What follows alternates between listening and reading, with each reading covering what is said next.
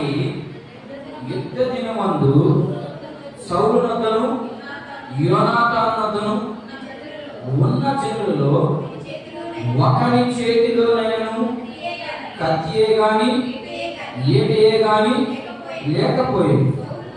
సౌలునకును అతని కుమారుడైన యోనాతానుకును మాత్రము అవి ఉండేవి. చాలు. ఇక్కడ జరిగే సంఘటన ఏంటంటే కొంత వివరణ నేర్చుకునేందుకు ప్రయత్నం చేద్దాం. ఇక్కడ జరిగిన సంఘటన ఏంటంటే అప్పుడే సౌలు రాజు ఇంచుమించు ఒక 2 సంవత్సరాలు అయింది. సౌలు ఏ కులస్తుడు, ఏ వంశానికి చెందినటువంటి వ్యక్తి? ఆయన బెన్యామీనుకి సంబంధించినటువంటి వంశంలో నుంచి వచ్చినటువంటి వ్యక్తి. బెన్యామీను వంశంలో నుంచి రాజుగా అభిషేకించబడి ఇశ్రాయేలుని పరిపాలిస్తున్నటువంటి మొదటి రాజు సౌలు. సౌలు పరిపాలించే ఆ రోజుల్లో ఏం జరిగిందంటే ఒక యుద్ధం వచ్చింది. ఎవరికి వచ్చింది యుద్ధం అంటే ఫిలిష్తీయులకి, రెండవదిగా ఇశ్రాయేలుకి యుద్ధం జరగవలసినటువంటి ఒక సమయం ఏర్పడింది. ఆ సమయంలో యుద్ధానికి వెళ్ళాలి అంటే ఖచ్చితంగా ఆ రోజుల్లో ఉన్నటువంటి సామాగ్రి ఏంటంటే కత్తులు, రెండోది ఈటలు, బాణాలు పెద్దగా లేవు. అర్థమైనా? ఆ రోజుల్లో ఈట ఎక్కువగా వాడేవారు, రెండోది కత్తిని ఎక్కువగా వాడేవారు. కానీ బాణాలు చాలా తక్కువ ఉన్నాయి, కానీ బాణాలు చాలా తక్కువగా ఉన్నాయి. అలాంటి సందర్భంలో ఇశ్రాయేలీయులు మొత్తము యుద్ధానికి సెట్ అయ్యే ప్రజలు కాదు. కొద్ది మంది మాత్రమే ఏర్పాటు చేసుకొని ఆ కొద్ది మందిలోనే కత్తేసేవాడు కొంతమంది, ఏటేసేవాడు కొంతమంది. అలా దేవుడు సౌలుని ప్రేరేపించి సౌలుకి ఫలానా రీతిగా పెట్టో చెప్పిన తర్వాత ఆయన సౌలు మహారాజు ఏం చేస్తాడంటే ఆ ఏట వేసేవారిని కొద్దిమందిని ఏర్పాటు చేసుకున్నాడు. వాడిని కొద్దిమందిని సౌలు దగ్గర పెట్టుకున్నాడు. రెండవ వ్యక్తిగా ఉన్నటువంటి వారిని ఇంకొక గుంపు, రెండవ గుంపుని ఏం చేశాడంటే తన కుమారుడైనటువంటి యోనాతాను వద్ద పెట్టుకున్నాడు. వీళ్ళిద్దరూ 2 ప్రాంతాల్లో ఉన్నారు. ఆ 2 ప్రాంతాల్లో ఎక్కడనేది మన 13వ అధ్యాయం 2వ వచనాన్ని ఒకసారి గమనించడం చూడండి. ఒకసారి 13వ అధ్యాయం 2వ వచనం. ఇశ్రాయేలీయులలో 3000 మందిని ఏర్పరచుకుని వీరిలో 2000 మంది మిష్కాషులోను బేతేలు కొండలోను సౌలునొద్దను. ఇక్కడ మీకు అర్థమవుతుంది అనుకుంటాను. 2000 మందిని మొత్తం ఏర్పాటు చేసుకున్నంత మంది 3000 మందిని ఏర్పాటు చేసుకున్నాడు. దేనికి? యుద్ధానికి. యుద్ధం చేయడానికి ఇశ్రాయేలు మొత్తం సంఖ్య ఎంత? చూడండి, ఇశ్రాయేలు సంఖ్య మొత్తం ఎంతమంది ఇశ్రాయేలు బయటకు వచ్చింది? ఈయన రాజు అయ్యే సమయానికి ఎంతమంది ఉన్నారు ఇశ్రాయేలు? ఎంత చెప్పాను? మొత్తం ఎంతమంది ఇశ్రాయేలు మొత్తం గుంపు ఎంత? 60 లక్షల మంది. ఈ 60 లక్షల మందిలో కొద్దిమంది పోయారు. ఒక ఇంచుమించు ఒక 50,000 మంది అనుకుందాం, ఉదాహరణకు మాత్రమే. 50,000 మందికి ఎంతమంది ఏర్పాటు చేసుకున్నాడు? ఈయన 3,000 మందిని ఏర్పాటు చేసుకున్నాడు. 3,000 మందిని ఏర్పాటు చేసుకుని ఆ 3,000 మందిలో కూడా సామర్థ్యం కలిగినటువంటి వారిని ఇంకా కొద్ది మందిని ఏర్పాటు చేసుకున్నాడు. వాళ్ళలో 2,000 మందిని ఒక గుంపు చేశాడు, 1000 మందిని ఇంకొక గుంపు చేసి ఆ 1000 మందిని తన కుమారుడు పెట్టారు. చాలా అర్థం చేసుకోవాలి ఈ వాక్యాన్ని. దీనిలో చాలా పరమార్థం ఉంది. మనమైతే వాక్యాన్ని ఏదో చదువుకుంటూ వెళ్ళిపోతాం, కానీ దాన్ని అధ్యయనం చేసినప్పుడు మాత్రమే మనకు ఆ దేవుని యొక్క ఉద్దేశాలు, దాంట్లో ఉన్న సత్యాన్ని బయటికి దిగాము. అధ్యయనం చేయకుండా ఉంటే మనకి ఏమీ అర్థం కాదు. అయితే సౌలు మాత్రము 2,000 మందిని ఏర్పాటు చేసుకున్నాడు. యోనాతాను మాత్రము 1000 మందిని పెట్టుకున్నాడు. అసలు సౌలు కదా దేవుని బిడ్డ, సౌలు కదా దేవుని చేత అభిషేకించబడిన వ్యక్తి. సౌలు కొద్ది మందిని పెట్టుకొని మనమైతే అలా ఆలోచిస్తాం. అక్కడ జరిగిన ఆలోచన ఏంటంటే మనమైతే ఏం ఆలోచిస్తాం, అక్కడ సౌలు రాజు అయితే ఏం ఆలోచించాడో కొంచెం చూడండి. సౌలు కదా దేవుడు అభిషేకించింది, సౌలు కూడా దేవుడు అభిషేకించింది. మరి సౌలుకి అసలు అవసరమే లేదు జనాభా, ఎందుకంటే దేవుని చేత అభిషేకించబడిన వ్యక్తి, రెండోది దేవుడే అతనికి తోడుగా ఉన్నాడు కాబట్టి అతనికైతే నాకు తెలిసి మనుషులు అవసరం లేదు. కానీ ఆయన 2000 మందిని పెట్టుకున్నాడు. తన కుమారుడు ఇంకొక ప్రాంతంలో ఉన్నాడు. ఏ ప్రాంతంలో అనేది? కొంత బేతేలు కాదు. ఆయన ఎక్కడున్నారంటే ఇంకా చదువుకుంటారు. ఆయన మీరు చదువుకుంటారు గిబియోలో చదువు. ఒకసారి 2వ వచనం కొనసాగించు. సౌలు వద్ద నుండి 1000 మంది బెన్యామీనులను గిబియాలో యోనాతాను వద్ద నుండి, వాడు మాత్రము వాళ్ళ ఇంట్లో డేరాల్లో ఉన్నారు. ఆ రోజు ఇల్లు లేవు, డేరాలు కట్టుకునేది, ఆ డేరాల్లో కాపురం చేసేది. ఆ కొంత ఆ ప్రాంతం అంతా కూడా అలాగే ఉంది. అయితే ఇప్పుడు 3000 మందిని ఏర్పాటు చేసుకొని ఈ 3000 మందిలో 2000 మందిని సౌలు దగ్గర పెట్టుకొని 1000 మందిని మాత్రమే తన కుమారుడు దగ్గర పెట్టాడు. ఈ 1000 మంది గొప్ప లేకపోతే 2000 మంది గొప్ప? మీరు ఆలోచన చేయాలి. ఇది మీకు కూడా అన్వయించుకునేందుకు చాలా సులువుగా ఉంటుంది అని మేము నసాయి నా మాట వినాలి. 3000 మంది మొత్తం ఇశ్రాయేలీయులు 3000 మంది, ఈ ఒక 50,000 మంది. ఈ 50,000 మందిలో 3000 మంది మాత్రమే ప్రత్యేకంగా ఎంచుకున్నాడు. ఎందుకు కారణం? అందరూ ప్రత్యేకమైనటువంటి మనుషులే కదా, అందరూ ప్రభు పిలిస్తే వచ్చినటువంటి మనుషులే కదా, అందరూ సౌలు రాజు కింద పనిచేసే వ్యక్తులే కదా. ఎందుకు వారిని ప్రత్యేకంగా ఏర్పాటు చేసుకున్నాడంటే వాళ్ళు యుద్ధ నైపుణ్యత కలిగినటువంటి వ్యక్తులు, వాళ్ళు దేన్నైనా ఫేస్ చేసుకునే అంత కెపాసిటీ ఉన్నటువంటి ప్రజలని మనం అర్థం చేసుకోవాలి. ఈరోజు సంఘాల్లో ఉన్నటువంటి మనం కూడా కొద్దిమందిని ఎన్నిక చేస్తాం మనం. ఎందుకంటే వీడు ఫలానా పనికి అయితే పనికి వస్తాడు కాబట్టి వీడిని ఫలానా చోట ఫలానా వ్యక్తిగా నిలబెడదాం, ఒక వ్యక్తిని నడిపించేదానికి ఏర్పాటు చేద్దాం, ఇంకొక వ్యక్తిని ఇంకొక వ్యక్తిగా ఏర్పాటు చేద్దాం. అట్లా రకరకాల చర్చిల్లో కూడా సంఘాల్లో కూడా మనుషుల్ని ఏర్పాటు చేసుకుంటాం కానీ వాళ్ళకి అలాంటి సామర్థ్యం ఉందా? ఇక్కడ సౌలు సామర్థ్యం కలిగిన వారిని మాత్రమే ఏర్పాటు చేశాడు. ఈ సామర్థ్యం లేని వాళ్ళందరినీ ఏం చేశాడు? ఆయన పంపించేశాడు, తన గృహాలకు పంపించేశాడు. వాళ్ళు డేరాల్లోనే పనిచేస్తున్నారు. ఈరోజు సంఘాల్లో ఉన్నటువంటి గొప్పవారంటే సంఘానికి కొంత లీడర్షిప్ అధికంగా, అంటే ఒక లీడర్లుగా ఉండాలనుకున్న వారికి అసలు ఆ క్వాంటిటీ ఉందా, ఆ క్వాలిటీ ఉందా అని ఏర్పాటు చేసి నియమించే స్టేజీలు లేవు కాబట్టి సంఘాలు ఏమైపోతున్నాయి ఈరోజు అంటే అట్టడిగిపోతా ఉన్నాయి, అడగదొక్కబడతా ఉన్నాయి. కారణం ఏంటంటే వీళ్ళకి సామర్థ్యం ఉండదు. సామర్థ్యం ఉన్నా దాన్ని వినియోగించుకునే శక్తి వీళ్ళకు ఉండదు. ప్రార్థనా పరులే మంచిదే, పాటలు బాగా పాడతారు మంచిదే, వాక్యాన్ని బాగా చదువుతారు మంచిదే, కానీ ఇవన్నీ కూడా ప్రతి ఒక్కరికి ఉంటాయి. పాటలు పాడడం, వాక్యం చదవడం, ప్రార్థన చేయడం ప్రతి ఒక్కరు చేసే పని. ఇది మగంటి గొప్ప. ఇశ్రాయేలీయుల్లో 3000 మంది కాకుండా 50,000 మంది యుద్ధం చేయడం వల్ల ఎవరైనా ఇంటి మీదకి వస్తే మౌనంగా ఉంటారా? మీరు పక్కన మౌనంగా తలకాయిస్తారు. ఇశ్రాయేలీయులు మనం వస్తామా వాళ్ళు వచ్చేదానికి? అందులో వాళ్ళు దేవుని చేత ఏర్పాటు చేయబడినటువంటి ప్రజలు. మరి దేవుని చేత ఏర్పాటు చేయబడినటువంటి ప్రజలు మరి ఎలా ఉంటారు? ఇంకా వాళ్ళకి చాలా ధైర్యంగా ఉంటారు, ఎందుకంటే దేవుడే మాకు తోడుగా ఉన్నాడు. అలాగే ఈరోజు సంఘాలలో ఉన్నటువంటి విశ్వాసుల్ని కొద్దిమంది వాళ్ళ యొక్క సామర్థ్యతను చూసి లేదా వాళ్ళ యొక్క భక్తిని చూసి మనం ఫలానా పనికి నియమిస్తాం. అంతేనా? అంతే. భక్తిని బట్టి మాత్రమే నియమిస్తాం కానీ వాళ్ళలో అలాంటి క్వాలిటీ ఉందా? ఇది మొదటిగా గమనించాల్సినటువంటి పాయింట్ ఏంటంటే, మొదటిగా ఒక వ్యక్తిని ఒక పనికి నియమిస్తున్నాము అంటే ఆ వ్యక్తికి దాని పట్ల ఆసక్తి మొదలు ఉండాలి. ఆసక్తి లేకుండా ప్రభు పని చేయడం అసాధ్యం. మీరు గమనించండి, అపోస్తలులు 12 మంది ఉన్నారు.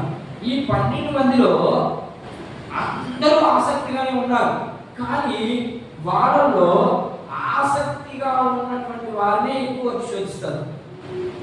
జాగ్రత్తగా ఉన్నారు. దేవుని పని చేయించడానికి దేవుని పని చేయించుకోవడానికి దేవుడు 12 మందిని ఏర్పాటు చేసుకున్నాడు. 12 మందిని ఏర్పాటు చేసుకున్న ఆయన చాలా మందిని ఏర్పాటు చేసుకున్నాడు, కానీ ఎవరు నిలవడా? ఎందుకంటే యేసు ప్రభు దగ్గరకు వస్తున్నాయి, వాళ్ళకి శ్రమలు స్టార్ట్ అయినాయి, కొంతమందికి బాధలు, రకరకాలైనటువంటి సమస్యలు వచ్చాయి. ఆ సమస్యల నుంచి వాళ్ళు ఏం చేశారు అంటే యేసు ప్రభు దగ్గరకు వచ్చి ఏదో సాధించాలని వచ్చారు. 5,000 మంది వచ్చారు ఇంచుమించుగా. 5,000 మందిలో అట్టశాఖలు పోయిన అందరూ, మొత్తానికి మిగిలింది 12 మంది. ఆ 12 మందిలో కూడా ఒకటి వేసేసింది. ఆ ఒక్కడు పరిచయం అంటే యేసు ప్రభుని చాలా ప్రేమించే వ్యక్తిని పట్టేసింది. అది ఎక్కడ పట్టేసింది? ఏ విషయంలో పట్టేసింది? ధనం విషయంలో పట్టేసింది. ఈరోజు ఎక్కువగా ధనాన్ని మీద ఎక్కువ ఆసక్తి చూపిస్తా ఉన్నారు ప్రజలు. మంచిదే, ఎందుకంటే ఈ లోకంలో మనం నివసిస్తూ ఉన్నాం కాబట్టి, ఈ లోకంలో మనకు ధనం అవసరం కాబట్టి ఖచ్చితంగా ధనం మనకి అవసరమే. కానీ దాని మీదనే కొనసాగిపోవడం మంచిది కాదు. దానివల్ల నువ్వు నిత్యరాజ్యానికి చేరలేవు. నిత్యరాజ్యానికి చేరలేవు. దేవుని ఎదుట నువ్వు ధైర్యంగా కూడా నిలబడగలిగే అర్హత మనకి ఉండదు. కాబట్టి మనం ఏం చేయాలి అంటే, ఇక్కడ సౌలు ఎంతమంది ఏర్పాటు చేసుకున్నాడు? 2,000 మంది ఏర్పాటు చేసుకొని ఆయన ఒక ప్రాంతంలో ఉన్నాడు. ఎందుకని? ఆయన ఉన్నటువంటి ప్రాంతంలోకి ఏ ఒక్క శత్రువు ఆ దేశం మీదకి రాకూడదని ఆయన చుట్టూ పహారా కాస్తూ ఉన్నాడు. ఆ రోజు పహారా కాసేవాడు ఎక్కువ. ఎవరెవరు మన ప్రాంతానికి వస్తున్నారు, వాళ్ళు ఎలాంటి వారు, వాళ్ళు యుద్ధానికి వస్తున్నారా, లేకపోతే మన దేశంలో ఉన్నటువంటి సంపద ఎక్కువ వేయడానికి వస్తున్నారా అని చూసేవాడు ఎక్కువ. అందుకని సౌలు ఒక 2,000 మంది ఏర్పాటు చేసుకొని ఆయన ఉన్నటువంటి దేశానికి లేదా ఆయన ఉన్నటువంటి ప్రాంతానికి చుట్టుపక్కల కాపలా పెట్టి అక్కడ యుద్ధానికి రెడీ ఉన్నారు. ఎవరైనా శత్రువు వస్తే వాళ్ళతో యుద్ధం చేసేదానికి సిద్ధంగా ఉండేదానికి ఏర్పాటు చేసుకున్నటువంటి మనుషులు. ఈ మనుషుల్ని దేవుడు ఏర్పాటు చేసుకుంటే సైతాన్ ఏం చేసిందంటే ఆ మనుషుల్ని ప్రోత్సహించేదానికి కొద్దిమంది కావాలి. ఇప్పుడు యుద్ధం చేసేదానికి నేను పోయి యుద్ధం చేసే కాకపోతే నా కుటుంబాన్ని ఎవరు పోషించాలి, నా పిల్లల్ని ఎవరు పోషించాలి, నా యొక్క తల్లిదండ్రులను ఎవరు పోషించాలి? దానికి ఇశ్రాయేలుకి ఆల్రెడీ మొదట్లోనే వాటికి కొంత కండిషన్ పెట్టాడు దేవుడు. ఇశ్రాయేలులారా, మీరు సంపాదించినటువంటి దాంట్లో నుంచి మీకు పనికి అంటే మీకు కొంత ఏర్పాటు చేయబడినటువంటి కొద్దిమంది ఉన్నారు. ఆ కొద్దిమంది మీరు ఇవ్వాలి, వాళ్ళు దాన్ని తిని నా పని చేయాలి. అది ఆయన చెప్పినటువంటి నియమం. ఆ నియమం తెలుసు కాబట్టి వాళ్ళు ఆ నియమానికి పాటిస్తూ ఆ యొక్క పరిచర్య అంతా కూడా జరిగించుకుంటూ వస్తా ఉన్న సమయంలో ఇప్పుడు సాతాను గట్టిగా వాడిని ప్లాన్ చేసేసింది. ఫిలిష్తీయుని ఎప్పుడైతే సౌలు మహారాజు వెళ్ళి కొంతమందిని చంపేసి వచ్చేసిన తర్వాత ఫిలిష్తీయులు అందరికీ కోపం వస్తారు. కోపం వచ్చి ఇప్పుడు ఫిలిష్తీయులు ఎంతమంది ఏర్పాటు చేసుకున్నారో చూద్దాం ఒకసారి. 5వ వచనం చూడండి, 4వ వచనం చదవండి. 4వ వచనం చదువుకుంటారండి. సౌలు చేసినటువంటి గొప్ప వాక్యం ఏంటో కనబడుతుంది. సౌలు ఫిలిష్తీయుల దండును హతము చేసినందున ఇశ్రాయేలీయులు ఫిలిష్తీయులకు దేనికంటే వ్యతిరేకులైపోయారు. అప్పుడు దాకా వీళ్ళు ఎవరు? ఫిలిష్తీయులు ఎవరు, ఇశ్రాయేలీయులు ఎవరు అని ఈ విషయం తెలియాలి మీకు. ఫిలిష్తీయులకి ఇశ్రాయేలీకి ఉన్న సంబంధం ఏంటి? అసలు వాళ్ళకి సంబంధాలు ఉన్నాయా లేవా? ఉన్నాయి. అన్నదమ్ముల పిల్లకాయ వీళ్ళు, చిన్నాయన పిల్లకాయ వీళ్ళు. వీళ్ళకే వచ్చేసింది. ఇప్పుడు సౌలు మహారాజు వెళ్ళి ఫిలిష్తీయుల దండును లేపేశాడు. ఎందుకంటే దేవునికి వ్యతిరేకంగా లేదా దేవుని ప్రజల్ని ఎవరైనా హింసిస్తే సౌలుని నియమించింది అందుకని సౌలు మహారాజు వెళ్ళి ఆ ఫిలిష్తీయుల దండుని కొంతమందిని చంపేసేసరికి ఫిలిష్తీయులకి తెలిసింది. ఎలా తెలిసిందో చూద్దాం, చదవండి. ఇశ్రాయేలీయులకు వినబడగా ఆ జనులు గిల్గాలులో సౌలునంతా కూడి వచ్చిరి. ఫిలిష్తీయులు ఇశ్రాయేలుతో యుద్ధము చేయుటకై 30,000 మంది 30,000 రథములను 6,000 గుర్రపు రౌతులను సముద్రము దరి నుండి ఇసుక రేణువులంత విస్తారమైన జనములను సమకూర్చుకొని వచ్చిరి. వీరు బయలుదేరి బేతానీము తూర్పు దిక్కున మిష్కాలో దిగి. వీళ్ళు ఏం చేశారంటే, ఎప్పుడైతే సౌలు రాజు ఈ ఫిలిష్తీయుల్ని చంపాడో అదంతా ప్రాంతంతా గండోరు పట్టణం ఉన్నారు. ఏమని ఇశ్రాయేలు మీదే సౌలు రాజు పలానుని ఎక్కువ మందిని చంపేశాడు, మన మీదకు వస్తున్నటువంటి శత్రు సైన్యాన్నంతటినీ కూడా సంహరించాడు. ఇది వాళ్ళకి చాలా సంతోషకరమైనటువంటి వార్త. ఈ వార్త అందరికీ వినబడే సమయంలో ఫిలిష్తీయులు తెలివిగా ప్లాన్ చేసి ఎంతమంది ఏర్పాటు చేసుకున్నాడు చూడండి. అక్కడ ఉన్నదంతా కలిస్తే 3,000 మంది మొత్తం కలిస్తే, వీళ్ళు ఎంతమంది గుర్రపు రౌతులు? 30,000 మంది. గుర్రపు రౌతులు అంటే తెలుసా? గుర్రపు రౌతులు అంటే తెలుసా? గుర్రపు రౌతులు అంటే ఏంటి అర్థం? గుర్రం మీద యుద్ధం చేయగలిగినటువంటి కెపాసిటీ కలిగిన అర్థం. గుర్రపు రౌతులు అంటే గుర్రాన్ని స్వారీ చేస్తూ యుద్ధం చేయగలిగే కెపాసిటీ కలిగినటువంటి వారే 30,000 ఉంటున్నారంట. మరలా ఇక తర్వాత ఇంకెంతమంది వచ్చాడు? గుర్రపు రౌతులు సముద్రపు ఇసుక రేణువులంత విస్తారమైన జనసమూహం కూడి వచ్చి ఎవరు చంపేదానికి? ఇశ్రాయేలుని ఆఫ్టర్ 3,000 మందిని చంపేదానికి ఎంతమంది లేచారో చూడండి. అంతే. దేవుని ప్రజలని టచ్ చేయాలంటే ఏదైనా కూడా బలంగా రావాల్సిందే, కానీ ఒక్కి మిక్కిని వస్తే దేవుని ప్రజలని పడవేయలేదు. అర్థమైనా? ఈ ప్లాన్ అంతటిని ఫిలిష్తీయులు ముందుగానే గ్రహించి అందరూ బయలుదేరి వచ్చే ముందు ఏం చేశారంటే, యుద్ధానికి వచ్చే ముందు ఇశ్రాయేలు ప్రాంతంలోకి వెళ్ళారు. ఇశ్రాయేలు ప్రాంతంలోకి వెళ్ళి ఇశ్రాయేలుకి కత్తులు, ఏటులు వీటన్నిటిని తయారు చేసే గుంపు ఉంటుంది కదా, ఆ గుంపులు ఎవరు చేసేది చూడండి. సైతాన్ ప్లాన్ అంటుందంటే, సంఘాన్ని కానీ, సంఘములో ఉన్నటువంటి విశ్వాసుని కానీ, సంఘములో ఉన్నటువంటి పెద్దలు కానీ పడదేయాలంటే దానికి రకరకాలైన ప్లాన్లు. నేను చెప్పేది అర్థమవుతున్నాయా? సంఘాన్ని నాశనం చేయాలి అంటే దాని ప్లాన్ ఎవరికి అర్థం కాదు, వాక్యం తెలిసినోడికి తప్ప. వాక్యం తెలవనోడికి ఏమి అర్థం కాదు. ఇప్పుడు యుద్ధానికి ఆల్రెడీ 6,000 మంది గుర్రాలు వేసుకొని వచ్చారు. ఇసుక వేయడంత మంది గుంపు కూడా వస్తున్నారు. ఇశ్రాయేలు మొత్తం కలిస్తే మొత్తం 50,000 మంది అక్కడ ఉన్నది. ఈ 50,000 మందిని చంపేదానికి ఇంచుమించు 3 రెట్లు జనాభాని వేసుకొని వస్తున్నారు. అలాంటప్పుడు వీళ్ళు ఆ ప్రాంతంలో ఉన్నటువంటి కమరవాన్ని లేదా ఆ ప్రాంతంలో కత్తులు, ఏటులు తయారు చేసినటువంటి వారిని ముందుగా ఎందుకు సంపాదించింది? ఇది దాని ప్లాన్. డైరెక్ట్ గా దేవుని బిడ్డను చంపడం అంటే అంత తేలికైన పని కాదు. దేవుని బిడ్డ అంటే దయచేసి ఏమనుకోవాలండి, అందరూ దేవుని బిడ్డలు లేరు. దేవుని బిడ్డలో కొద్ది మందే. చాలా మందిని ఆయన పిలిచాడు లోకంలో నుంచి.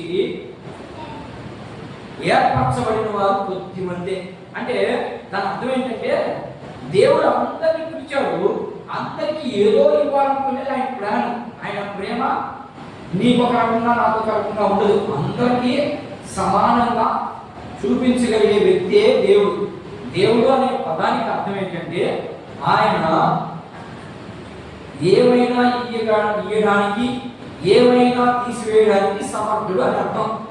అయితే ఆయన అందరికీ కృప చూపించే వ్యక్తి, అందరినీ ప్రేమించే వ్యక్తి.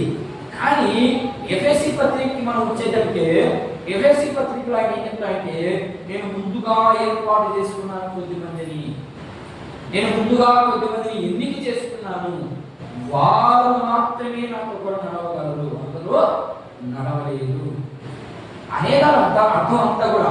ఎందుకంటే జగత్పునాది వేయబడక మునిపే తన ప్రేమ చేత, లేకపోతే తన కార్యము చేత నేను అనేకుని ఏర్పాటు చేసుకున్నాను. ఆ ఏర్పాటు చేయగలిగినటువంటి వ్యక్తి మాత్రమే నాకు కూడా వస్తాడు.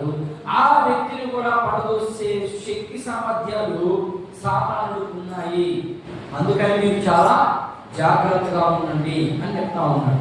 అయితే ఈ యుద్ధానికి వచ్చినటువంటి ప్రజలు మొత్తం 6,000 మంది, 3,000 మంది అయితే వాళ్ళు చంపేదానికి 3 రెట్ల మందిగా వచ్చారు. వచ్చినటువంటి 3 రెట్ల మంది ముందుగా డైరెక్ట్ గా వచ్చి ఇశ్రాయేల్ దేశం మీద ఏమైనా పడ్డారా అంటే పడలేదు. వీళ్ళు ముందుగా ఆ ప్రాంతంలోకి వచ్చారు. ఏ ప్రాంతంలోకి అంటే వీళ్ళు ఉన్నటువంటి ప్రాంతంలోకి వచ్చేసి ఏం చేశారో కొన్ని మాటలు చూద్దాం. చూద్దాం. 15 వచ్చిన ఒకసారి చూడండి. 15 వచ్చిన చదవండి ఒకసారి. సమూయేలు లేచి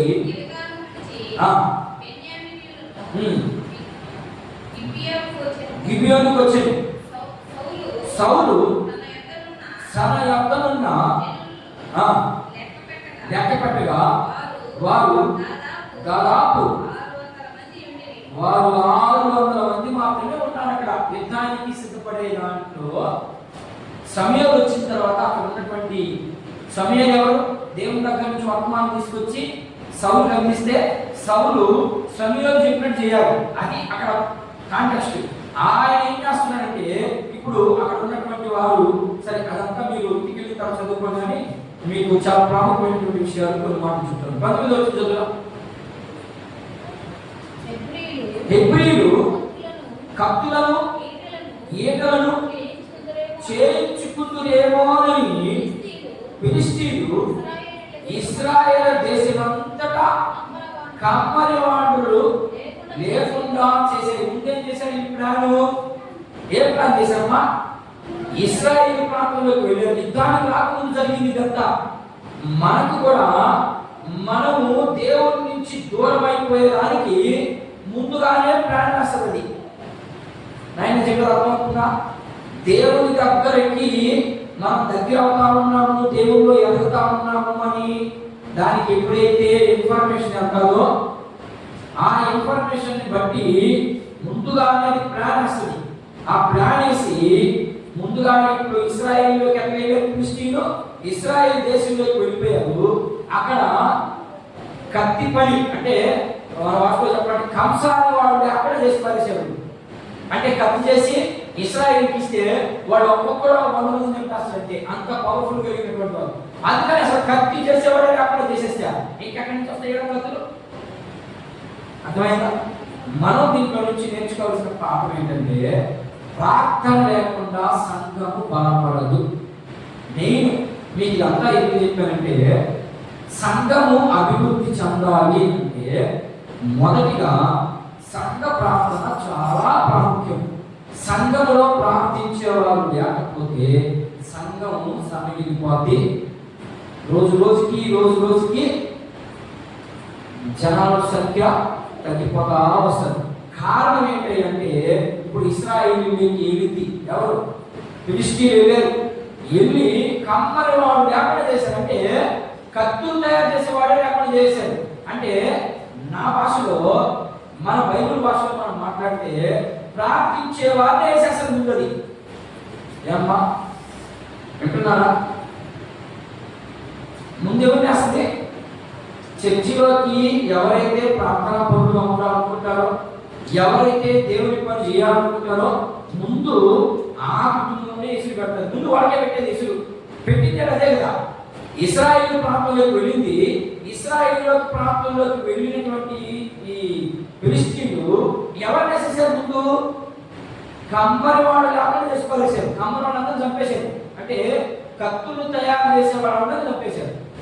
మనము కూడా ఈరోజు సంఘాల్లో ఉన్నటువంటి పరిస్థితి ఏంటి అంటే ఎవరైతే దేవుళ్ళు ఎదగాలనుకుంటారో, ఎక్కడైతే ఎక్కువ దేవుని ఆత్మ ప్రభావంగా ఉంటుందో ఆ ప్రాంతంలో ఉన్నటువంటి వారిలో గలిబిలి చేసేసేదానికి సైతాన్ ముందుగానే ఆ యొక్క సంఘాన్ని కానీ లేకపోతే ఆ యొక్క కుటుంబాన్ని కానీ ఒప్పుకుంటాడు. ఆ కుటుంబాన్ని చిన్నగా చేసేంత వరకు ఒప్పుకుంటాడు. ఎందుకని? మనకు ప్రార్థన ఉండదు. ప్రార్థన ఉన్నంత మాత్రాన వాక్య జ్ఞానం ఉండదు. ఈ రెండు లేకపోతే సైతాన్ని ఎలా కొట్టగలం? అందుకని ఎఫెసీ పత్రిక మాట చదివి ముగిస్తా. మనం దీంట్లో నుంచి నేర్చుకోవాల్సినటువంటి పాఠం ఏంటంటే పౌలు చూడండి అద్భుతంగా ఒక మాట మాట్లాడతారు. చూడండి ఎఫెసీయులకు రాసినటువంటి పత్రిక 6వ అధ్యాయము 12వ వచనం ఒకసారి చూడండి. భక్తులు ఆయన అనుభవం ఎంత, వారి యొక్క అనుభవాలతో మనం చదువుతానైనా. ఏలయనగా మనము పోరాడున్నది శరీరులతో కాదు, ప్రధానులతోనూ అధికారులతోనూ, ఏమన్నా ప్రస్తుత అంధకారం అంటే అంధకార సంబంధులతోనూ అంటే అర్థమేంటి? అంధకార సంబంధులు చర్చిలో ఉంటారా? సంఘానికి వస్తారా? వాళ్ళు ఎక్కడుంటారు? అంధకార సంబంధులు లోకంలో ఉంటారు, వాళ్ళు అంధకార సంబంధులు. కానీ ఈ వాక్యంలోంచి నేర్చుకున్న పాఠం ఏంటంటే చర్చిలో ఉంటారు. వచ్చేవాడు చర్చికి ముందు చీకటి స్వభావం అంటే దేవుని యొక్క ఆలోచన తెలియదు. వీళ్ళంతా కూడా చీకటి స్వభావాన్ని అర్థం చేసుకోవాలి. ఇక్కడ పౌలు గారు అయితే రాస్తున్నది ఎఫెసీ సంఘానికి రాస్తున్నాడు. అంటే సంఘంలో కూడా ఇలాంటి వారు ఉన్నారని అర్థం. సంఘాల్లోకి వచ్చేది ముందు వీళ్ళే. అంటే యేసు ప్రభు గురించి సరైనటువంటి అవగాహన లేనటువంటి వారందరూ కూడా చీకటి స్వభావులే. అంతే. దేవుడి గురించి దేవుడు ఎన్నో మేలు చేస్తారండి. దేవుడు ఎంతెంతో గొప్ప గొప్ప కార్యాలు మనం పక్కన అసలు ఏం చేయాలి? నీ కోసం ప్రాణం పెట్టాడు, ఇంకేం చేయాలి? ఇంకేం చేయాలి చెప్పండి? నాకు తెలియదు కదా. నీ కోసం ప్రాణమే తాగబోసాడు. ప్రాణం తాగబోసిన వ్యక్తిని మనం ఇంకా శోధించడం అవసరమా? నా కోసం ఏం చేశాడు ఆయన చెప్పుకుంటున్నాను. నాకు ఇంట్లో జరగడం లేదు, ఇప్పుడు పనికి పోతే కదా జరుగుతుంది. నువ్వు దేవునికి సమయం ఇస్తే కదా నీ ఇంట్లో ఏదైనా జరుగుతుంది. నువ్వు పనికి పోకుండా ఇంట్లో కూర్చొని నాకు దేవుడు సహాయం చేద్దాం ఎందుకు చేస్తాను? నీకు నువ్వు పనికి పోవాలి, కష్టపడాలి. కష్టపడిన రోజు కష్టపడిన దాంట్లో నుంచి దేవునికి ఇవ్వాల్సింది దేవునికి ఇవ్వాలి. నువ్వు కూడా ప్రార్థన చేసుకోగలిగే ఆ శక్తి నీలో ఉండాలి. నువ్వు సాయంకాలం దాకా పని చేసి వస్తుంది, ఏం ప్రార్థనగా వాక్య ధ్యానంగా ఇంకేం చేస్తుంది మనకి ఎదుగుదా? ఆత్మీయ ముందు పడుకుంటుంది, దాంతోపాటు శరీరం కూడా పడుకో నువ్వు ఏముందో ఈరోజు 50 కష్టపడ్డావు, నువ్వు పడుకొని ఉంటుంది అంతే. అందుకని పౌలు గారు ఏం చెప్తామో చూడండి. చదువు మాట చదువు. ఏలైనా మనము పోరాడున్నది శరీరంతో కాదు, ప్రధానంతోనూ అధికారులతోనూ ప్రస్తుత అంధకార సంబంధులకు లోకనాథులతోనూ ఆకాశ మండలమందు తిరుగుతున్న దురాత్మల సమూహముతోనూ పోరాడుచున్నాం. ఏంటంట? అందుచేత మీరంటే రసజం. ఇక్కడ ఏం మాట్లాడుతున్న పౌలు గారు? ఇదిగో సంఘంలో ఉన్నటువంటి విశ్వాసులారా, మీరు చాలా జాగ్రత్తగా ఉండాలి. ఎందుకు అంటే ఇదిగో మనం పోరాడేది శరీరంలో కాదు, చీకటి స్వభావం కలిగినటువంటి వారితో, అంటే దేవుని గురించి సరైన అవగాహన లేనటువంటి వారితో మనము పోరాడేది. కాబట్టి మీరు చాలా జాగ్రత్తగా ఉండాలి. ఏంటి ఆ జాగ్రత్త? ఏంటి ఆ జాగ్రత్త తీసుకోవాలంటే మనకు ఆటోమేటిక్గా మనకు అర్థమైపోవాలి. ఏమర్థమవుతుందో చూడండి. అందుచేత మీరు ఆపత్యం అంటే యేసు క్రీస్తు మన దగ్గర లేనప్పుడే ఆపత్యం. అంతే. మనకు ఆపద వచ్చింది అంటే అర్థం ఏంటంటే యేసు క్రీస్తు ప్రభు మన దగ్గర లేని రోజే మనకు ఆపత్యం. అంతేనా? లేకపోతే రోజు ఆపత్యం మనకి. దేని గురించి మాట్లాడుతున్నాడు ఇక్కడ అంటే మీరు లోకంలో ఉంటున్నారు కాబట్టి క్రీస్తుని ధరించుకోవాలంటే మీరు క్రీస్తుని ధరించుకోలేకపోతే క్రీస్తుని ధరించుకోగలమా? మనం క్రీస్తుని ధరించుకోగలమా? క్రీస్తుని ధరించుకోవడం అంటే అర్థం ఏంటంటే ఆయన వాక్యాన్ని మీ హృదయంలో ఉంచుకోండి, ఆయనతో పాటు కలిసి ప్రార్థించండి. ఆయన కోసం ఏం చేస్తున్నాడు? మా యేసుక్రీస్తు ప్రభు మనందరూ చెప్పాడు. అపోస్తలుల కార్యాలు 2వ అధ్యాయంలో వెళ్ళిపోయాడు. ఆయన వెళ్ళిపోయి ఏం చేస్తున్నాడు? ఆయన విజ్ఞాపన చేస్తున్నాడు. కాబట్టి నువ్వు కూడా ఆయనతో కలిసి విజ్ఞాపన చేయి. అప్పుడు నీకు ఆపత్యమే ఉండదు, నీకు ఆపదే రాదు. ఎందుకని? ప్రార్థనా పనికి ఆపద వచ్చిన జస్ట్ 1 రోజా 2 రోజులా 3వ రోజు ఉండదు. అది ఉంది అంటే నువ్వు దేవునితో సహవాసం లేవని అర్థం. అట్లని కొన్ని విషయాల్లో ఇప్పుడు మీరు ఆ మాట చెప్తుందని కొంతమంది కొంత ఆలోచన వస్తుంది. అంటే ఇప్పుడు యోగుకి దేవుడు లేడా అనే పాయింట్ మీరు అనుకోకండి. అది పరీక్షకి అంతే. దేవుడి దగ్గరికి దెయ్యం పోయి అడిగింది ఏమని, నీ బిడ్డను నువ్వు బాగా ఆశీర్వదించావు కాబట్టి ఆయన నీ ఎందుకు భయపడి ఉన్నాడు, ఆస్తి తీసి అప్పుడు చూపు ఆయన భక్తి అన్నది. అందుకు పరీక్ష కోసం ఆయన శోధించాడు దేవుడు. దేవుడు శోధించాడా, దెయ్యం శోధించిందా? దెయ్యమే శోధించింది. దేవుడు ఇప్పుడు శోధించడు మనిషిని. నువ్వు సరి చేసుకుంటావని నీకు చిన్న చిన్న శ్రమ ఇస్తాడు. అందుకని యేసు ప్రభువు అంటాడు, మీరు మోయ శక్తి కలిగినటువంటివే పెట్టడం నేను, మీరు మోయలేనటువంటి నేను ఎప్పుడు పెట్టడం మీకు అంటున్నాను. మరి మనమేమో వాటిని మోయలేకపోతున్నాం. చాలా ప్రాముఖ్యమైన విషయం ఏంటంటే క్రైస్తవులు పొందవలసినటువంటి 2 ప్రాముఖ్యమైన విషయాలు. మొదట ప్రార్థనా బలం ఉండాలి. ప్రార్థనా బలం లేకుండా నువ్వు ఏ విషయంలో కూడా ముందుకు వెళ్ళలేదు. 2, ఒకవేళ ప్రార్థనా బలం తగ్గిన వాక్యపు వెలుగులో ఉండాలి ఖచ్చితంగా. ప్రార్థన ఏం చేస్తుంది? ప్రార్థన మనిషిని తప్పించగలదు అంటే అర్థం ఏంటి? ప్రార్థన ఉదాహరణకి ఒక కాలం, ఈ కాలంని మనిషి దాటుకొని వెళ్ళాలి. మనిషి దాటుకెళ్ళాలంటే ఏం చేయాలా? ప్రార్థన ఏం చేస్తుంది? ఇప్పుడు ఇక్కడ ఇది ఒక పెద్ద కాలువ, ఈ కాలువని దాటేస్తే యువతలకి రాలేదు. ఏదైనా ఒక పాము కలుగుతుంది, పాము కలుగుతుంది. ఈ పాము కలుగుకుంటా ఉంది, ఈ వ్యక్తి ఇంటికి వస్తా ఉంది. ఈ కాలువ దాటేసి ఇక్కడ రాదు పాము, ఎందుకంటే ఆ కాలువని దాటలేదు. ఇప్పుడు ఈ మనిషి ఏం చేయాలా? ఏం చేయాలమ్మా? కాలువని దాటేయాలి. ఎక్కడైనా కానీ అది ఏక కొట్టో లేకపోతే ఇటు దూపో దాటేయాలి. అది ఇక్కడ పాయింట్. అట్లాగే ప్రార్థన ఏం చేస్తుంది? శ్రమ నుండి ఏం చేస్తుంది? తప్పిస్తుంది. అంతే, శిక్ష మాత్రం వదులులో. అమ్మ ఇది చాలా జాగ్రత్తగా, నీకు వచ్చినటువంటి శిక్షని తప్పించదు కానీ ఎప్పటికీ తప్పించదు. ఈరోజు శ్రమ వచ్చింది, ఈ శ్రమని ప్రార్థన ఏం చేస్తుంది? నీ మీదకి రాలేదు. నువ్వు అలాగే చేస్తా ఉండు, ఎప్పటికీ రాదు అక్కడికి. నువ్వు ఏ రోజైతే ప్రార్థన అవుతావో రెడీ ఉన్నాడు ఇక్కడ నేను ఎదుర్కొంటా. అందుకనే పౌలు మాట చెప్తా ఉన్నాడు. ఏం మాట చెప్తున్నాడంటే చదవండి, చదువు. అందుచేతను మీరు ఆపత్తినందు వారిని ఎదిరించుటకును సమస్తమును నెరవేర్చిన వారి నిలువబడుటకును శక్తి కలుగునట్లు శక్తిమంతులగునట్లు దేవుడిచ్చు సర్వాంగ కవచము ధరించుకుడు. ఏంటి దేవుడు ఇచ్చేది? సర్వాంగ కవచం. ఏమి ఇచ్చాడు మనకి? ఇచ్చాడు ఏమన్నా? దేవుడు ఇచ్చాడు మనకి. యేసు ప్రభు బిడ్డలో ఉన్నాం కదా ఇక్కడ. ఏమేమి ఇచ్చాడు మనకి? ఆయన ఏం చెప్తున్నాడు ఇక్కడ?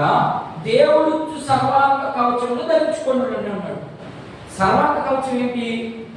యుద్ధానికి వెళ్ళేవాడు ఏం ధరించుకొని ఉంటాడు యుద్ధానికి? ఇప్పుడు మనకు పాకిస్తాన్కి భారతదేశానికి యుద్ధం జరుగుతూ ఉంటుంది, తెలుసా? తెలుసు. తెలిస్తే పాకిస్తానీ ఓడించాలి అంటే మనం ఏం ధరించుకొని వెళ్ళాలి? యుద్ధానికి ఉంటారా? మనిషిగా ఎక్కడా ఎక్కడు. ఏమేమి కావాలి? తుపాకీ కావాలి. అవతల వాళ్ళు వేస్తే మన శరీరంలోనికి తుపాకీ పోకుండా ఉండేదానికి ఒక వస్త్రాలు కావాలి కదా. దాన్నే కవచం. అదే ఇక్కడ సర్వాంగ కవచము అంటే అర్థం ఏంటంటే ఆ రోజుల్లో యుద్ధానికి వెళ్ళేటప్పుడు. అందుకనే మీకు ఒక పాయింట్ గుర్తు చేస్తాను. సమూయేలు రాసినటువంటి పుస్తకంలో దావీదు మహారాజు చిన్న పిల్లడుగా ఉన్నప్పుడు, అంటే ఆయన వయసు ఇంచుమించుగా ఒక 18 నుంచి అనుకుందాం, కరెక్ట్గా అప్పుడు వయసు 16 ఏళ్ళు అనుకుంటాను నేను ఆయనకి, లేదా 16 నుంచి లేదా 18 అనుకుందాం. ఫిలిష్తీన్లో నుంచి ఒకడు యుద్ధానికి వస్తాడు. ఎవరైనా గొలియాతు వస్తాడు కదా. గొలియాతు వచ్చి రాణి మీరు ఎవరో దొంగకాయ రాని అంటున్నాడు. అనేటప్పుడు ఫిలిష్తీన్ ఎంతమంది వాడు ఎంత ఎత్తు మనిషి? ఫిలిష్తీన్లో 6 ఎత్తు మనిషి. వాడు వచ్చేసరికి వీళ్ళందరూ భయపడిపోతా ఉన్నారు. యుద్ధానికి వెళ్ళాలంటే వాడు ఎవరికి వెళ్ళాలంటే భయం వస్తుంది. వాడి చేతిలో ఉన్న కత్తి బరువు 600 కేజీలంట. వాడి చేతిలో ఉన్న కత్తి బరువు, కత్తి 600 కేజీలు ఉంటే ఇక వాడు ఎంత ఊరు మనుషులు ఊహించాలి. అలాంటి వ్యక్తికి యుద్ధానికి పోవాలంటే ఈ ఈ ఇశ్రాయేలులో ఎవరు ముందుకు రావట్లేదు, అందరికి వెళ్తున్నాడు. అప్పుడు సౌలు రాజు గంటలు కొట్టి ఎవరైతే వాడు యుద్ధం చేస్తాడో వాడికి నా కూతుర్ని ఇస్తాను, తర్వాత రాజ్యాన్ని సమర్పిస్తాను రాండి అన్నాడు.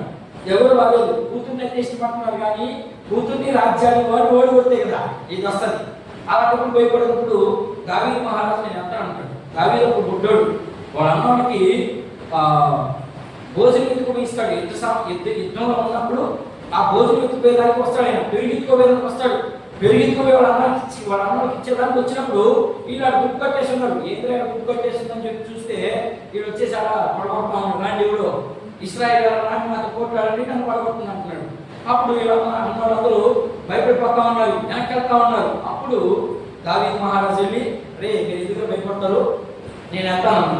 వాళ్ళందరూ పిచ్చోడా, మేము ఇంత మనుషులే భయం వేస్తుంది, నువ్వు చూస్తే వాడు జాడలు లేవు, వాళ్ళు సగం లేవు, నువ్వేందు వాటితో యుద్ధం చేసేది, పిచ్చోడా నువ్వు ఇంటికి వచ్చేవాడికి అని వాళ్ళ అన్నలు తిడతాను. ఆయన తిట్టినప్పుడు దావీదు ఒకటే అంటాడు, సున్నతి లేని ఫిలిష్తీయుడు అంట నేను దేవుని బిడ్డని నేను చూసుకుంటాడు సార్, నేను పక్కకు తప్పుకొని అన్నాడు. అప్పుడు పక్కకు తప్పుకొని అనగానే సౌలు దగ్గర ఉన్నటువంటి జనం అంతా ఆయనకి చిరస్రావం తీసుకొస్తారు. ఆ చిరస్రావం బరువు దావీదు వెళ్ళాడు. అందుకని దావీదు అంటాడు, ఏం కనపడలేదు మీరు 17వ అధ్యాయం చదవండి, మీరు సమయంలో 16, 17 అధ్యాయాలు చదివితే అడుగుతుంది క్లారిటీగా రాసుకుంది. ఏ పడుతుందని చెప్పి ఆ ఒడిసే తీసుకుని 2 దెబ్బ పడతారు, దెబ్బ కింద పడతారు. అలాగా ఇక్కడ మనం నేర్చుకోవాల్సింది ఏంటంటే ఆ దాన్నే శిరస్రావణం అంటారు. శిరస్రావణము మనకు క్రొత్త నిబంధన ప్రకారం ఏంటి? శిరస్రావణం అంటే రక్షణ ఉండాలి. మొదట దేవుడిచ్చు సర్వాంగ కవచం ఏదైనా ఉంది అంటే రక్షణే మొదట. రక్షణ ఎప్పుడు వస్తుంది అంటే నిజంగా ప్రార్థనా పరులకు మాత్రమే రక్షణ వస్తుంది, నిజంగా వాక్యాన్ని అర్థం చేసుకోగలిగిన మాత్రమే రక్షణ వస్తుంది. లేకపోతే వాళ్ళకి పరవాళ్ళకి రక్షణ రానంటే నా దృష్టిలో. ఎందుకని వాడు దేవుని పని చేయరు, దేవుని ఉద్దేశాలు తెలియవు, దేవుని ఆలోచనలు కూడా తెలియదు, వాళ్ళకి ఈ ఇష్టానుసారం చేస్తారు. అందుకని వాళ్ళకి రక్షణ ఉండదు వాళ్ళకి. సరే చూద్దాం, ఇంకా చదువు.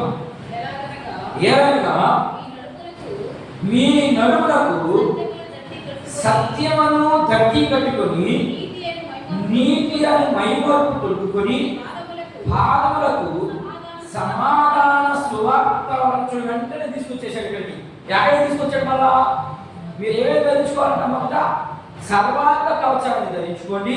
సర్వాంగ కవచం అంటే ఏంటి? వాక్యాన్ని లేదా ప్రార్థనని మీ హృదయంలో ఉంచుకోండి, దేవుడిని మీ హృదయంలో పెట్టుకోండి. ఇది సర్వాంగ కవచం అంటే. దేవుని ఆలోచనలు, దేవుని మాటలు మీ హృదయంలో పెట్టుకోండి, ఇది మీకు సర్వాంగ కవచం. తర్వాత వెంటనే ఏమంటాడు? ఆయన సర్వాంగ కవచమును ధరించుకుని ఏదైనా మీరు నడుముకు సత్యాన్ని కట్టుకోవాలి. ఏంటి సత్యము? సత్యాన్ని మాత్రమే కట్టుకోమన్నాడు. సత్యమును మీ నడుములకు సత్యమును దట్టి కట్టుకోవాలి, నీతి అని మైమరుపు కట్టుకోవాలి, పాదములకు సమాధానం. సమాధానం అంటే నేను ఇంటికి పోను, నేను ఇంటికే పోను, నేను ఒకటి మాట్లాడను, ఇది సమాధానమా? కాదు. దేవుని బిడ్డలకి ఇవి ఉండకూడదు. అదే అక్కడ మాట్లాడతాడు ఆయన. నీతి అనే మైమరుపు. నీతి ఎవరిది? నీదా నీతి? నీది కాదు నీతి. ఎవరి నీతి? యేసు ప్రభువు నీతి. నీది నీతే కాదు, నువ్వు దౌర్భాగ్యుడివి. అలాంటి దౌర్భాగ్యుడి కోసం ఆయన ప్రాణం పెట్టి ఆయన నీతినిస్తే నువ్వేం చేస్తున్నావు? ఇప్పుడు ఆయనకి నాకు మాటలు లేవు, ఆయనతో నేను మాట్లాడను అంటే నీకు రక్షణ ఉందా? లేదు. రక్షణ ఉన్న వ్యక్తికి ఇలాంటి వ్యత్యాసం ఉండదు. ఎవడైతే మనకి వాడు శత్రువే, వాడు ప్రేమించమని చెప్తున్నాడు దేవుడు. ఏంటి నీకు ప్రేమ? వాడు పంప ఎప్పుడు ప్రేమిస్తున్నావు అని కూర్చో ఉంటావు. నీకు ఎక్కడి నుంచి వచ్చింది రక్షణ? వాడు ఎగవా? దేవుడే చెప్తున్నాడు, మిమ్మల్ని దిగ్గేవాడిని మీరు ప్రేమించండి. ఇప్పుడు ఆయన ఉదాహరణ చెప్పండి. మళ్ళా ఒరే జబ్బును పడితే డాక్టర్ అవసరం, జబ్బు లేనటువంటి డాక్టర్ అవసరం లేదా అన్నాడు ఆయన. ఆ పరిస్థితికి అర్థం కాలేదు. జబ్బు అంటే అప్పుడు మీరు జబ్బు అడగా అని మీరు అనుకోవాలి. జబ్బు అంటే రక్షణ లేదంటా నేను. రక్షణ ఉన్న మనిషికి ఖచ్చితంగా దేవుని యొక్క ఉద్దేశాలు గ్యారెంటీ తెలియాలి. ఆ తెలియలేదు అంటే మీకు రక్షణ లేదని అర్థం. ఉన్నదాన్ని కూడా బాగుంటేసుకుంటున్నారు. మీరు ఎట్లా బాగుంటేసుకుంటున్నారంటే ఈ లోకంలో తిరుగుతూ ఉంటాం కాబట్టి ఈ లోకంలో ఉన్నాయని అంటుకుంటున్నాయి. మనకి అంటుకున్న వెంటనే మీరు దానికి రియాక్ట్ అయిపోయి దాన్ని బతుక్కోపోతున్నారు, దాన్ని బతుక్కోబడుతున్నాడు. అదే చెప్తుంది ఇక్కడ. మీరు పోరాడేది శరీరంతో కాదు. మనం ఏమనుకుంటాం, మా అక్కతోనో లేకపోతే మా పాడకపోనో లేకపోతే మా మామతోనో కాదు కాదు కాదు. వాళ్ళలోకి ఎవరొస్తారు ఎవరొస్తారని చెప్తుంది వాక్యం. వాక్యాన్ని అర్థం చేసుకోకుండా ప్రార్థన లేకుండా ఉంటే వాళ్ళకి ఏమొస్తుంది అర్థం? ఏమన్నా చెప్తుంది అర్థమవుతుందా? వాక్యం లేదు, ప్రార్థన లేదు నా జీవితంలో, నాకు ఏమొస్తుంది? చీకటి వస్తుంది అంతే. ఆ చీకటిని మాటికి పొడుస్తూ ఉంటుంది అంతే. ఆ పొడిచేటప్పుడు నీకు ఖచ్చితంగా పాపం వస్తుంది కదా, గ్యారెంటీకి పాపం వస్తుంది. పాపం వచ్చింది అంటే నీకు ఏం లేదని అర్థం. యేసుక్రీస్తు ప్రభు చెప్పాడు వల్ల అంటే దానితో ప్రతిదానికి ఆయన ఉదాహరించుకుంటూ వెళ్ళాడు. ఇదిగో ఒకవేళ నీ పాపం వస్తే సూర్యుడు పొద్దు గురించి నుంచి పొద్దు కుక్కే లోపల నీ పాపం పోవాలి అంతే. అలా పాపం పాలేదు, అలాంటి ద్వేషం పెట్టుకోవడం అంటే నీకు రక్షణ లేదంటే. ఎంత క్వాలిటీగా చెప్పేసాడు ఆయన. ఒకవేళ పాపం వస్తుంది, ఎందుకని మీరు మనుషులుగా ఉన్నారు కాబట్టి, మీలో స్వభావాలు ఉన్నాయి కాబట్టి, మీకు ఒక ఆలోచనలు ఉన్నాయి కాబట్టి మీకు పాపం వస్తుంది. ఆ పాపం ఎప్పుడు దాకా ఉండాలి? సూర్యుడు ఉదయం నుంచి సూర్యుడు అస్తమించే లోపల ఆ పాపం పోవాలి. ఆ పాపం అలాగే కంటిన్యూషన్ అవుతుందంటే నీకు రక్షణ రాలేదని అర్థం, నీకు దేవుని ఉద్దేశాలు లేదని అర్థం. అర్థమవుతుందని చెప్పేది. ఇవన్నీ క్రైస్తవులు నేర్చుకొని ఉండాలి. ఇలాంటి వాక్యాలు చెప్పడం మనకేం చెప్తారు? యేసు ప్రభు దగ్గర రండి అన్నీ వచ్చేస్తాయి. ఏం రావున్నాయి? ఎప్పుడు వస్తాయి? ఇక్కడే పౌలు క్లియర్గా చెప్తా ఉన్నాడు ఇక్కడ. మీరు యేసు ప్రభు మాట వింటే, ధర్మశాస్త్రాలలో ఉన్నటువంటి ప్రతి మాటని ఆయన పాటించాడు కాబట్టి ఆయన ఎందుకు మీరుగా నిలబడితే, ఆయన నీతి మీ మీదకి వస్తే అప్పుడు మీకు ఆ రక్షణనే నీతి అనే మహిమకు ధరించుకుని ఇంకా చదువు తెలుసునా? సిద్ధ మనసును జోడులలో తొడుగుకొని నిలబడి. చూడండి మళ్ళీ చెప్పాడు మీకు ఇవన్నీ కాకుండా ఏమేమి ఉన్నాడో శిరస్రావడం, నీతి అనే మహిమకు, సత్యం అనే గట్టి, ఏమేమో మళ్ళా కాళ్ళు చెప్పులు, ఇవన్నీ చెప్పి మళ్ళా ఏం చెప్తున్నాడు చూడండి. ఏం చెప్తున్నాడు చూడండి. ఇవన్నీ ఒక విశ్వాసము డాలు. డాలు అంటే ఇందాక చెప్పండి. పౌరు దగ్గర ఏముంది? పౌరు దగ్గర ఏముందా? సరే సౌలు దగ్గర ఏముంది? యుద్ధానికి పోయినప్పుడు ఫిలిష్తీయులతో యుద్ధానికి పోయినప్పుడు ఏముంది? సౌలు దగ్గర ఏటుంది. మీకేమో డాల్ అని చెప్తున్నాడు. డాల్కి ఏమిటి పెద్ద తేడా ఉండదు. అర్థమైందా? డాల్ అంటే యుద్ధానికి పోయేటప్పుడు ముందుంటే చూడు, ఆ చేతిలో కత్తి ఒక చేతిలో ఉంటుంది, ఒక చేతిలో ఉంటుంది డాలు. అంటే అవతల వ్యక్తి కత్తి చూస్తే ఆ కత్తిని ఆపేదే ఇది. ఏది? డాలు. అర్థం చెప్పేది. యుద్ధానికి వెళ్ళేటప్పుడు ఎడం చేతిలో ఒక వస్తువు, వాడు కుడి చేతిలో కత్తి పట్టుకోగలిగిన వాడికి ఎడం చేతిలో ఒక వస్తువు ఉంటుంది, అదే డాలు. ఎందుకంటే అవతల వ్యక్తి మనల్ని కొట్టడానికి వచ్చినప్పుడు మనం తప్పించుకునే దానికి మాత్రమే ఉందని కది. తప్పించుకోగలుగుతున్నామా మనం? అవతల వ్యక్తి మనం కొడతాడు అంటే ఆటోమేటిక్గా మనకు నిజంగా యుద్ధానికి సిద్ధపడినోడికి శత్రువు ఏ టైంలో కొడతాడో అర్థమవుతుంది. ఉదాహరణకి కలసాం ఉంటుంది కదా, కలసాం. ఆ కలసాము కలిగిన వాడికి ఇద్దరిని కలసాము తెలిసిన వాళ్ళకి వదిలేస్తే గిల్లు వాళ్ళిద్దరు దెబ్బ తగలకుండా ఆ కర్రతోనే ఆపుకుంటారు. అదే కలసం రాని ఒకరిని కలసం వచ్చిన ఒకరిని వేస్తే తాతయ్య వెళ్ళిపోతుంది దెబ్బకే. అదనమాట ఇక్కడ అర్థం. దాని అర్థం మీకు ఉదాహరణ చెప్తున్నాయి అన్నీ. మనకి డాలని వస్తుందా? ప్రార్థనా జీవితం ఉంది. అసలు ప్రార్థనా జీవితం లేకపోతే ఖచ్చితంగా మనం ఏమైపోతాం? మనము మన సంఘము సమిగిలిపోతా ఉంటుంది. మనం మాత్రం బలపడము.